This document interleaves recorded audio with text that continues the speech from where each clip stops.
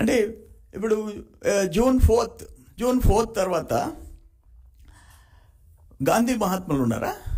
మీరు ఒక చెంప మీద కొడితే రెండో చెంప మీద కొట్టండి అని చెప్పేదానికి ఇక్కడ నాకు చూసామా ఇటువంటి పరిస్థితి? ఇది యూత్ ఏముంది, ఆడోళ్ళు, వాళ్ళ తల్లులు, పెన్షనర్సు.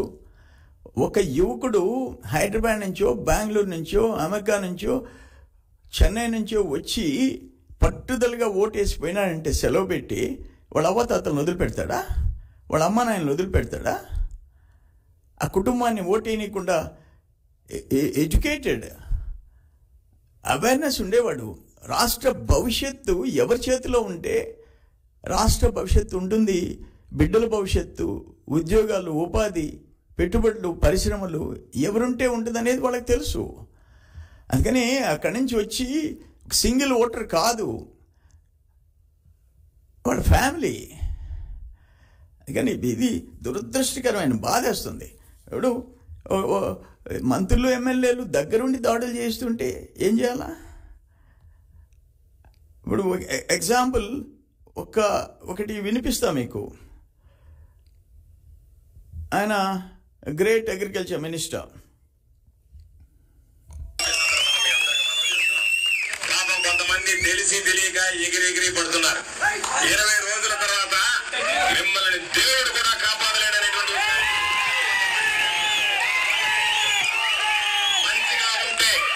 మంచిగా ఉంటే ఎంత మంచిగా ఉంటారో మీరు ఒకవేళ ఎవరన్నా ముచ్చట పడుతున్నారేమో.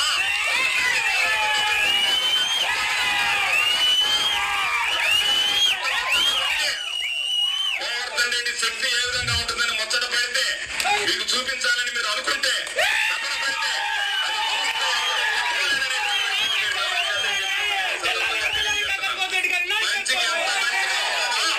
చెడు తిరిగితే నేను ఏడడం మొదలు పెడితే ఈ గ్రామంలో కూడా ఉండకుండా వెళ్ళిపోయినటువంటి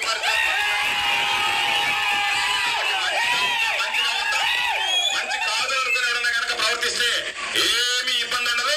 ఒక్కసారి మీరు కట్టి లేపుతున్నారు, లేచిన తర్వాత ఏమవుతానేటువంటిది కూడా ఒక్కసారి మీరు ప్రతిసారి తన అనేటువంటిది ఒకటి ఉండేది. ఎవరో ఒకరు తీసుకొచ్చి చెప్పేవాళ్ళు, వాణిలే అనుకునేటువంటి వాడిని.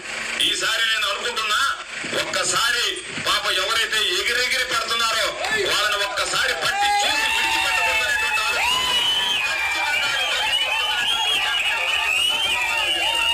మీ అందరికీ నేను చెప్పేది, ఈరోజు ఈ ప్రాంతాలకు సంబంధించిన సంబంధం లేనటువంటి వాడు రేపు ఇక్కడ ఉండేటువంటి వాడు ఒకడు బెంగళూరుకు పారిపోతాడు, ఇంకొకరు హైదరాబాద్కు పారిపోతాడు. కాబట్టి మిర్రి పడ్డం అనేటువంటిది పెద్ద పని కాదు నాయన. కాస్త నేల విడిచి సాము చేయకుండా నేల మీద ఉండి సాము చేయడం అలవాటు చేసుకోండి. ఆయన ఇచ్చిన వార్నింగ్ 20 రోజుల తర్వాత తెలుగుదేశం వాళ్ళు ఎవరు స్థానికంగా ఉండలేరంట, బతకలేరంట. ఏంటిది? డెమోక్రసీ సచ్చిందా ఆంధ్రప్రదేశ్లో? ఏమనుకుంటున్నారు మీరు? అన్ఫార్చునేట్. ఈ విషయంలో నేనేమంటాను, రేపు మా గవర్నమెంట్ వస్తుంది, నో డౌట్. మినిమం 135 వస్తున్నాయి. మీ మాదిరిగా వైనాట్ 175 ఇవి మేము చెప్పటంలే. మీ కడపలో మీ పరిస్థితి ఏంటి? కడపలో కనుమరుగయ్యే పరిస్థితి వచ్చింది.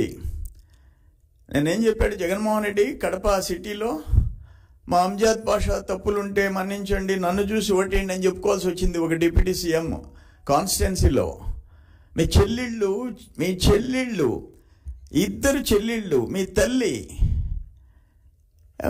నీకు వ్యతిరేకంగా, మీ తల్లి ఆశీర్వదించింది నీకు వ్యతిరేకంగా, నీ పార్టీకి వ్యతిరేకంగా. ఇంకా అంతకంటే ఇంకేం కావాలా? కానీ కడపలో నీ సంగతి చూసుకో, మిగతా పడలే. కడప పార్లమెంట్లో మాకు మెజారిటీ సీట్లు వస్తున్నాయి. కడప పార్లమెంట్లో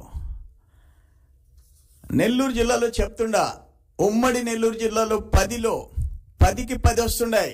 10కి 10. ఎక్కడ మీరు గెలిచేది? మీరు దాడులు చేసేది 20 రోజుల తర్వాత మమ్మల్ని ధర్మేసేది ఇంపాసిబుల్. మేము అధికారంకి వస్తున్నాం, మేము వచ్చి